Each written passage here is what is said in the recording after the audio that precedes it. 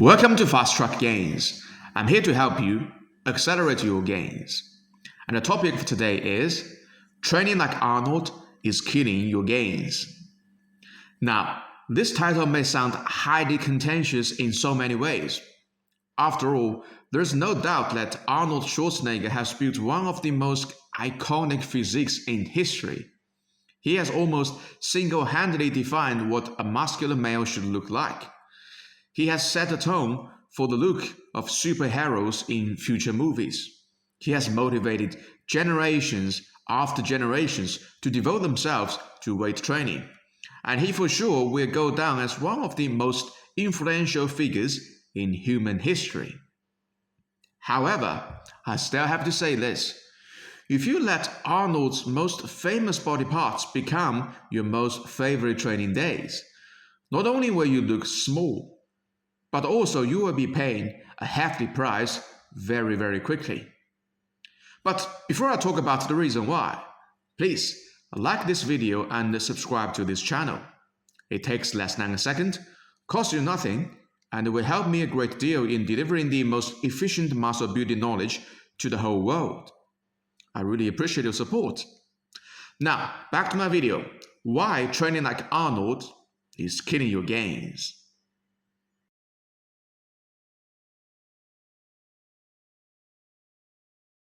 If you ask anybody, what is Arnold's most famous body part? The answer would almost be unanimous. His biceps and his chest. Yes, Arnold's bicep development is way ahead of his time, and his chest might still be the best in bodybuilding history to date. However, although Arnold is most famous for his biceps and his chest, if we take a step back and examine what makes a physique so muscular and confident, you will quickly notice that biceps and chest don't contribute so much to your overall physique, especially when you're not flexing the muscle and doing the posing, which is 99% of your time. There is a term, silhouette bodybuilding. It is used to describe the effect of when you shut down all the lights and picture in your mind what is a classic, in a relaxed state, bodybuilder image. Now, this is a very good illustration of what I mean by silhouette bodybuilding. The lights are shut, you don't see all the details, but you will still instantly recognize that this is a very, very muscular man, right? So what is the secret? It's all in the extremity muscles, the traps, the shoulders, the triceps, the forearms, and the lats. All these muscles sit on the peripheries of your physique and constitute the silhouette of your physique, and the development of these muscles is the key to make your appearance really, really muscular. Unfortunately, biceps and pecs sit in the middle of your physique. They serve more than a cherry on top function rather than a friend in need function, meaning if you have well-developed extremity muscles, then a developed chest and a pair of big biceps will make you look more muscular, like Arnold.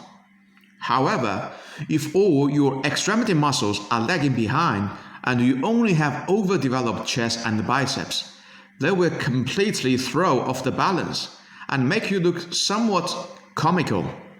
Like this poor guy. His big chest has not made him look better, it has only made him look more weird. And as another piece of evidence to support my own argument, here's the photo of me back in December 2023. I had not directly trained my chest and biceps for more than a year, and you can honestly call they were underdeveloped compared to my other body parts. But still, they really don't have that much impact on the whole appearance. So, although I know you want to look like Arnold, but before you want to look more like Arnold, you probably want to take a step back and consider looking more muscular in general first. And training Arnold's most famous body parts as your priority is definitely not a good idea to achieve that.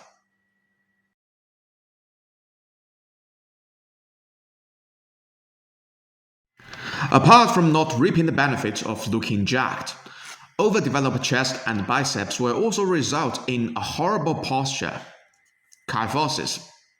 Now, let me tell you straight away, you're never going to look confident or attractive, no matter how jacked you are, if you have a kyphotic posture, period. What is kyphosis? Kyphosis is a spinal deformity that causes an abnormal curve in the upper spine, resulting in a rounded back. It may sound very complicated, like a medical term, but the cause of kyphosis is as simple as it can get.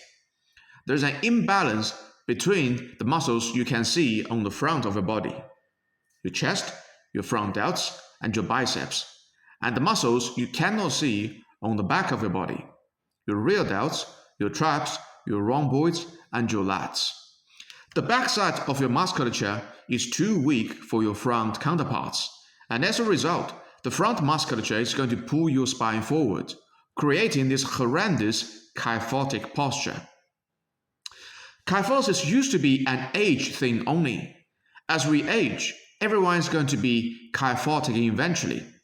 For example, you rarely see any 70-year-old people with a straight back, because gravity is dragging us down to the ground every minute of every day.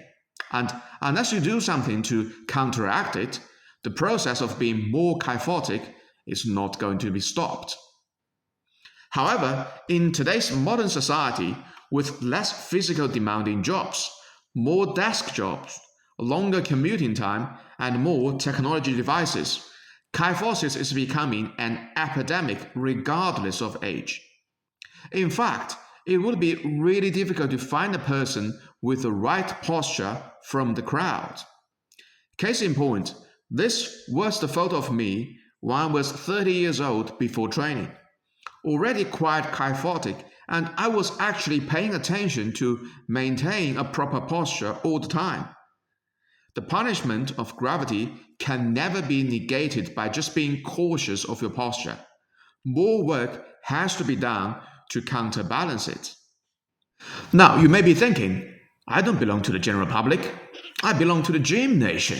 Surely that is going to help me combat kyphosis, right?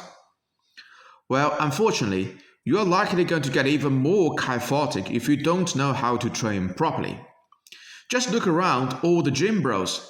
High probability that they look even more kyphotic than normal people. Why? Because they're so obsessed with bench pressing and bicep curls, and it has made their chest and biceps even stronger than their back muscles, further exacerbating the already existing imbalance. Now, I want you to close your eyes for a second and think about the most quintessential confident, jacked physique in your mind.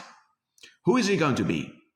I will bet that Superman is definitely on top of the list. And let me ask you something. Is Superman kyphotic? Does he have rounded shoulders? Nope. His back is always straight as an arrow. His shoulders are always down and back. And that is the key to look confident. A straight back and externally rotated shoulders. So, if your training focus is Arnold's most famous body parts, then high chances are you are not building your physique, you are actually ruling it.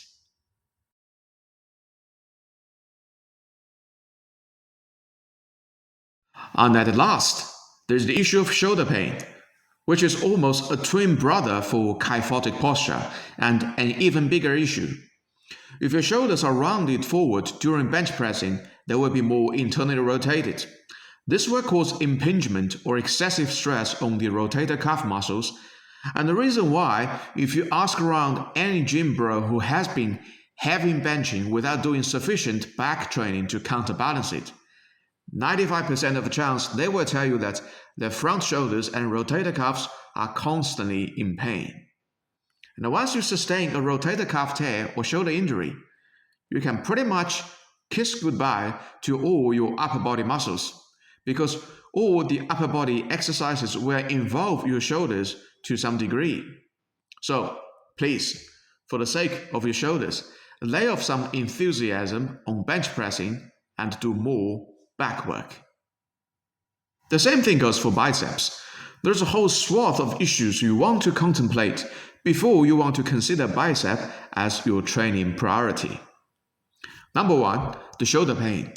As the bicep tendon is attached to shoulder, frequent training of biceps is going to cause tendinitis and the front shoulder pain. Number 2, the biceps is not the biggest muscle of the upper arm. It is less than half the size of your triceps, and they only look impressive when flexed. Triceps are the bulk of your upper arm, and they will look impressive both relaxed and flexed. So if you want big arms, please focus on your triceps first. Number 3, they will hamper your back development. There's nothing more impressive than a wide and thick developed back in bodybuilding history. Even Ronnie Coleman's most impressive body part is his back, not his peaky biceps. If you overdevelop your biceps first before you have a back, then more than likely every back training session you are going to severely substitute the back muscle with your biceps and turn it into another arm day. And let me tell you, between a huge back and big biceps, huge back wins all day, every day. Number 4, they're never supposed to be the primary mover. This is the last nail in the coffin. Biceps are never designed to be heavy loading muscles. They're only supposed to be secondary muscles at best in most situations, even in curls. Think about the difference between hammer curls and bicep curls. You can always go with heavier weights when doing hammer curls. That is because the strongest elbow flexor is brachialis, not biceps. And brachialis are in its most advantageous position when your wrist is in neutral position. In this position, your biceps are only helping the brachialis as a secondary muscle. So, although biceps are the most frequently flexed and the most showy muscle in any context, they're never meant to be the star of the show. There you go, guys. I hope so far I have convinced you that Arnold's most famous body parts, chest and biceps, are really not worth becoming your most popular gym routine. Do you agree with my argument, or are you still somewhat hesitant? Please comment below. I will be interested to see your thoughts. Thank you for watching this video, and I will see you all in the next one. Peace out.